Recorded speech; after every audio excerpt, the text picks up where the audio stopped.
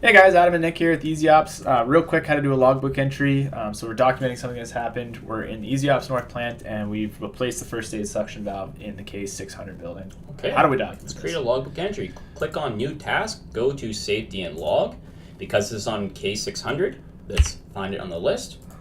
And let's let them know what is going on. Replace the first stage suction valve. This isn't actually impacting Probably not a safety in this safety case, notice. but we do need to pick who's going to acknowledge this log. We're going to say, hey, the plant Pretty foreman much needs to check this default out. foreman.